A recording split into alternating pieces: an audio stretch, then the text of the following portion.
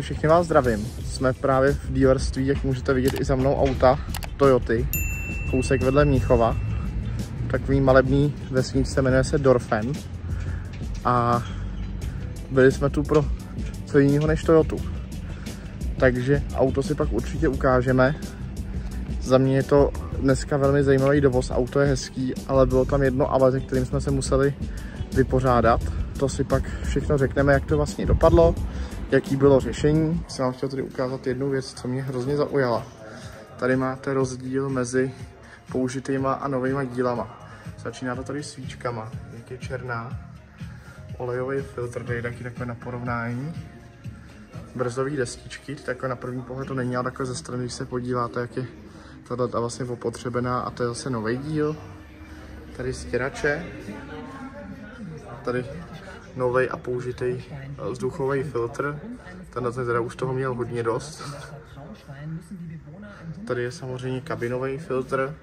A představte si, že tohle to prostě všechno pak člověk dejchá.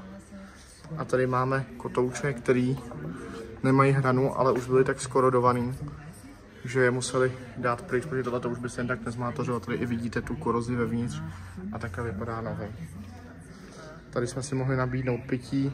Tady mají takové servisní nějaký díly. A ještě bych vám tady vlastně ukázal nějaký auta, co jsou tu na prodej. Pán říkal, že samozřejmě nemají moc velký výběr, ale něco tu je. A nakonec si ukážeme tady červenýho draka hybridního, kterýho dovážíme zákazníkovi. Takhle vypadá Autohaus.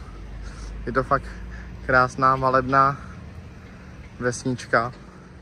Prodejce byl hrozný sympatiák, je to starší pán, který tu dělá přes 30 let. Tady mají takhle malý servis, vlastně, kde dělají veškerý vlastně servisy aut, jak předprodejních, tak samozřejmě zákazníků, co bydlejí v okolí. Tady, co se líbí nejvíc mně, jak můžete vidět, tak je to tato Toyotka. Určitě všem známý Land Cruiser, který je ještě ze staré školy. Je vidět, že ho někdo používá tak, jak používaný má být. Ještě má starý SPZ německý. Je vidět, že už někdo asi ty lemy lakoval. A auto si něco prožilo. Ale pořád si někdo jezdí, technickou to má do roku 2024. Takže proč to mění, když to funguje? A v terénu si myslím, že to bude fungovat naprosto geniálně. Tak se podívejte ještě. Jo, pán tady má potahy, že s tím asi jezdí do lesa.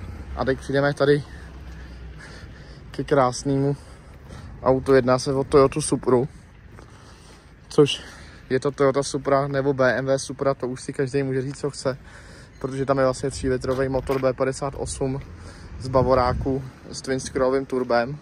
I ten entertainment je hodně podobný Bavoráku. Je vidět, že to tu nějakou dobu stojí podle těch vrzlých kotoučů, ale čuchám tady jednu věc, a to je manuální převodovka.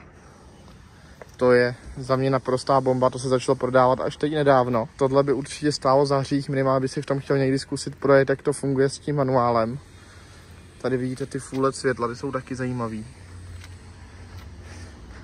Tady to jsou vlastně všechno auta asi zřejmě na servis. Na prodej toho nemají tolik, jako dělají servis, což je samozřejmě pro ně taky dobrý, protože spoustukrát se nám stává, že prodejci nemají vytížený servisy a chtějí auto prodávat jenom lidem z okolí, aby si jim jezdili na servis.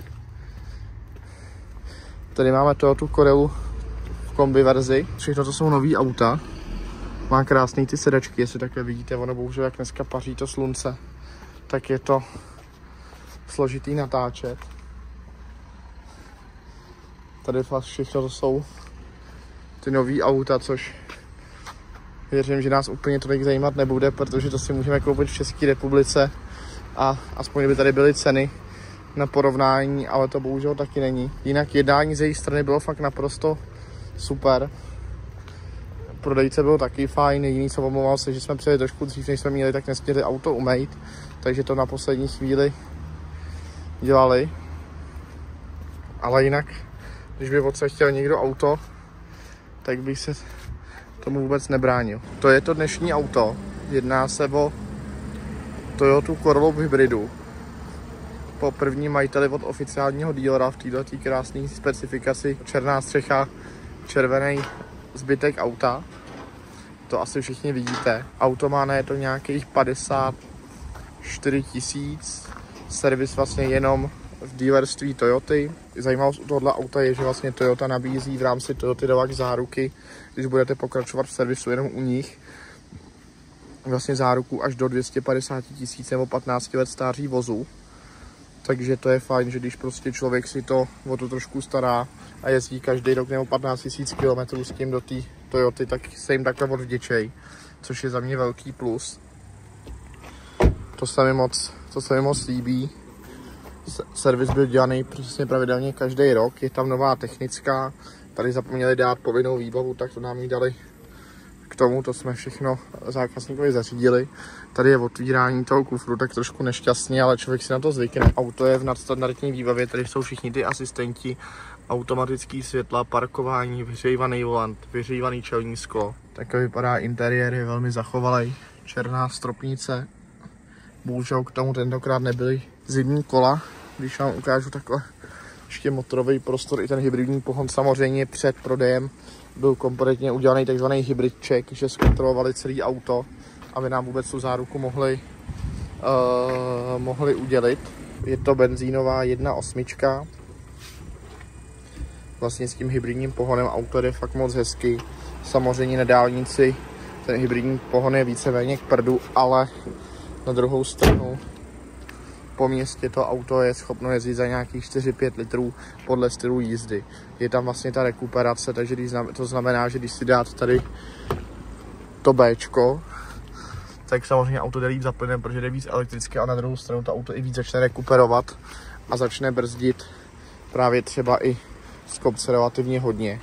Stala se nám tady taková nepříjemnost, ať to není všechno jenom pozitivní.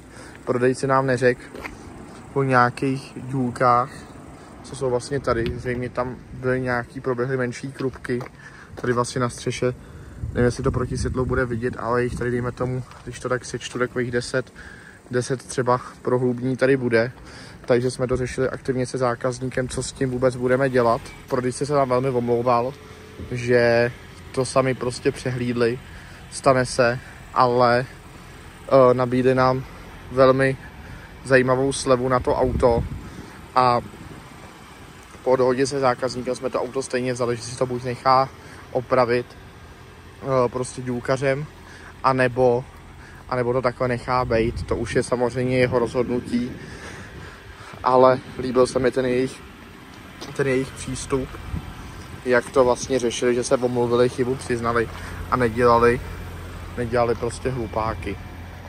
Jo, auto bylo na servisu někdy koncem února, takže zákazníka to čeká zase v únoru, protože pochybuju, že teď najde nějakých 10 000 km za tu dobu. A za mě moc hezký auto. Takže samozřejmě ne vždycky se to povede úplně 100%, ale je potřeba samozřejmě umět v danou chvíli zareagovat, aby obě strany byly spokojený. Jo, protože samozřejmě, když by zákazník tady to prostě poškození neakceptoval, tak by se to samozřejmě řešili tak, že by nám vlastně vrátili peníze a hledali bychom auto jiný. Jo, takže to je z mé strany všechno. Určitě byste měli tak jenom auto otázky, tak se nás neváhejte zeptat. Uvidíme se zase u dalšího dovozu. Všechny vás ještě jednou zdravím. Jdeme právě projíždět Mazdu 6. Je to auto z roku 2020 a má na to pouhých 5800 km.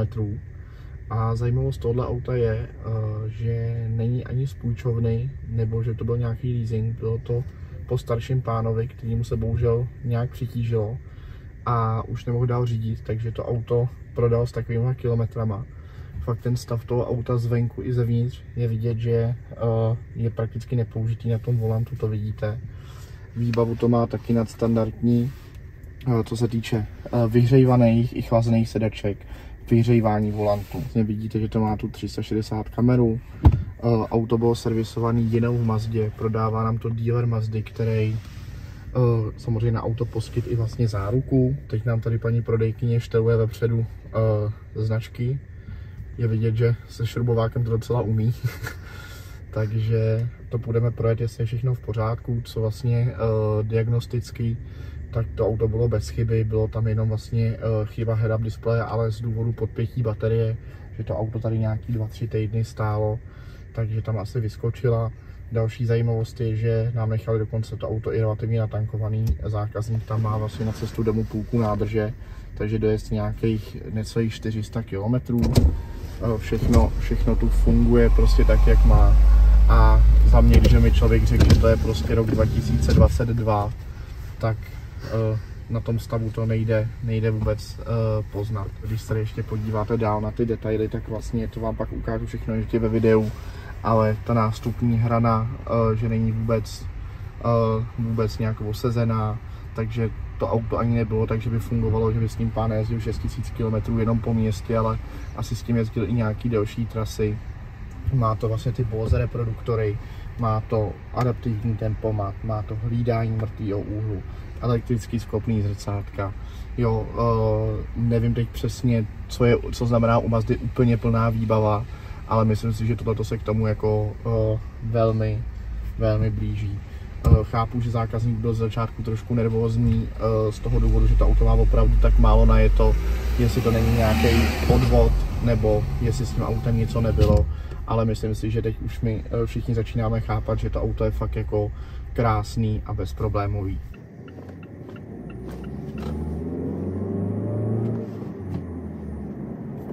Tak teď se můžeme aspoň trošku už víc autem rozjet. Vlastně jedná se o Mazdu 6 ve variantě 2 litr benzín. To jsme si vlastně taky ještě neřekli. Ty motory jsou atmosférický, nebývají s nimi problémy. Už jsme jich, myslím, dovezli relativně hodně. Takže jsme si udělali obrázek o tom, jak ty auta jezdí, protože zákazníci s tím taky nějakých pár desítek tisíc určitě nejezdili s těma autama. Co se týče řízení, tak je naprosto přesný. Jdeme nějakých 80, žádný pasmuky ani od řazení. Brzy taky nejsou nějaký skorodovaný, že by dělali nějaký divný zvuky. Z toho bych usuzoval, že to auto stálo někde vevnitř, i tady u nich, anebo že to stojí fakt velmi krátce.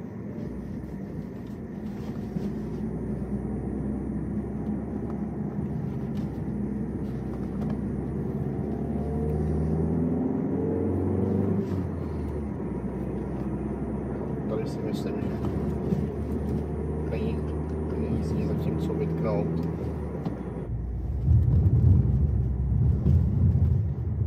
Tady jsme na té rozbitý cestě, tady si myslím, že i na tom videu můžete slyšet, že fakt od toho podvozku nic nejde. Na autě jsou samozřejmě ještě původní pneumatiky, 3 roky starý, který mají vzorek jako novej vlastně k autu. A pak zákazník má možnost si přikoupit vlastně pneumatiky zimní na alukolech, vlastně originál mazďáckých, který jsou prakticky nejetý. To řazení má hrozně krátkou lisu vlastně, takže je to rozhodně za mě sportovní, laděný i to řazení. To mě na té Mazdě baví nejvíc a zároveň to přesnost toho řízení. To je prostě bomba a málo který auto v této cenové relaci nebo vlastně podobné značky to takhle vyladěný nemají. Co se týče nových aut, i použitých, tak jich tu mají pramálo. V showroomu jich mají nějakých 6 kousků. A tady mají nějaký MX-5 vlastně použitý. Všechny ty auta tady mají jako fakt v krásném stavu. To se musí nechat. Tady máte ten Skyactiv za 18 200. Je to pěkný auto na léto. Teď už se samozřejmě zase blíží podzim, takže to není úplně ideální, ale samozřejmě někdo v tom chce jezdit celoročně. Tady je vlastně stejná Tamane do 25 za 20 800. CX-30 z roku 20 ne do 33 000 km za 24. Taky hezký auto, samozřejmě sneslo by trošku umejt, ale fakt moc hezký. A pak tady moje osobně nejoblíbenější barva, tato Space Gray. A je to taky, tohleto je CX-5, ne, to 24 000 km, 184 koní v naftě teda, což ta což ta Mazda za mě možná má lepší spíš ty benzíny a stojí 27 900. Ale co jsem vám chtěl ukázat, samozřejmě to auto už vyšlo před nějakou dobou, ale čím častěji ho vidím takhle u Mazd, tak se mi strašně líbí. Jedná se o Mazdu CX-60. Za mě ta varianta v řadovém 6válec diesel, který oni udělali, to je pecka. Jsem zvědavý samozřejmě, jaká bude spolehlivost, ale fakt se mi to jako hrozně líbí. I to auto v té červený, ty černý kola, ty detaily, to je prostě za mě pecka. Jo, tady když se vlastně podíváte, tak i jako moc hezká výbava. Za mě jako teď úplně top SUV. Je to podle mě veliký konkurent Tiguanu Allspace, který dlouhou dobu tak nějak byl na trhu sám v té cenové relaci. Ale tohle to je prostě za mě pecka. Ty světla vlastně tady zajímavě řešený. Vzadu taky fakt to auto působí hrozně mohutně. Ty detaily zezadu, ta koncovka. Fakt jako moc hezký auto. Tady je v bílý, to je takový za mě malinko možná obyčejnější barva. To je benzínová verze v tom hybridu. Ten displej, prostě to je bomba. Ty bílé sedačky samozřejmě jsou hezký, ale co si budeme, velmi nepraktický. A tady je vlastně ještě jedna. Nechci úplně chodit do toho showroomu. Tady vlastně vidíte, že je mají i nový. Paní říkala, že se čeká zhruba nějakých 7 měsíců, když si to auto objednáte. Ale fakt jakože pecka. Tady vlastně vidíte ještě další CX-5. To je vlastně umytá, krásná. Jo, takže tady Autohaus Staud v Norimberku. Za mě moc super jednání. Auto krásný. To si samozřejmě pak ještě řekneme, ukážeme víc o něm. Malej prostě Autohaus, který si na nic nehraje. Auto bylo krásně připravený. A je vidět, že prostě když člověk má dobrý auta, tak se prodávají rychle a nemá jich pak moc. Takže jedná se o Mazdu 6 v této krásné bílé perleti. Má najeto ještě, jak jsem už říkal, 5800 km. Auto je po prvním majiteli. Byla to fyzická osoba, nebyl to žádný leasing nebo něco takového. A bohužel pán už byl starší a když mu nebylo dále dovoleno to auto řídit, tak se ho zbavoval s tímhletím vysloveně malým nájezdem. Je to vlastně auto skoro v té plné výbavě. Tady vlastně můžeme vidět ty kola, které jsou vlastně 19-palcový z roku 2019, to jsou z výroby, ale prostě vzorku je tam hromada. Auto absolutně bez jakýhokoliv poškození, žádný, není vůbec od kamínků, nic, tady to často bejvá. Jediný, co je tady takový úplná drobnost, je tohleto, ale ani tady vlastně ty hrany nejsou nějak extra obouchaný nebo něco. Tady, když se podíváte, tak ty brzdy, tady ten tepelný štít vlastně za tím kotoučem, tak není vůbec nějak skorodovaný. Elektrický zrcátka to má, adaptivní tempomat. Když se tady vlastně podíváme, ještě vám to natočím ze spodu, tak můžete vidět, že to auto je naprosto bez jakýkoliv koroze. Tady vejfuk 1, vejfuk 2. Když si otevřeme kufr, tak tady na nás vykouknou vlastně 4 zimáky, které jsou taky z roku 2019, ale byly úplně minimální jety, které jsou ještě nálepky, protože jak jsem říkal, tak pán s tím nejezdil fakt úplně minimálně kilometrů. Jo, nikde nic nebylo sundavaného na tom autě. Tady často bývá na tom kufru nějaký škrábanečky, taky nic. Auto má couvací kameru, i tu 360 vlastně kameru. Když se podíváme takhle do toho interiéru, tak tady vidíte první, což je to má Bose reproduktory. Tady je jenom nějaký od té pasty, jak to vlastně měli. Elektrický sklopný zrcátka, na ty Mazda trošku trpí, ale tady fungujou. A zákazník na to dostal i roční záruku. Tady elektricky nastavitelný sedadla, jo, s pamětí. Tady vlastně můžeme vidět hlídání vlastně v tom pruhu, 360 kamera, parkovací senzory. Tady jako na té sedačce není vůbec nic. Když se podíváme na zadní sedačky, tam bohužel toho teď tolik neuvidíme, ale i zadní sedačky jsou vyhřívaný. Zase stropnice není nějaká špinavá. Fakt je to prakticky jako nový auto. Zákazník z toho má radost, protože se sám bál, jestli to není nějaký podvod. Tímhle bych se s váma chtěl rozloučit. My už jsme na Rozvadově na hranicích. Ta Mazda je za mě čím dál lepší a lepší a ty stavy těch aut jsou fakt parádní. Uvidíme se zase u příštího videa. Já se budu snažit samozřejmě všechno natáčet co nejvíc. To půjde i na dalších prohlídkách. Mějte se hezky. Ahoj.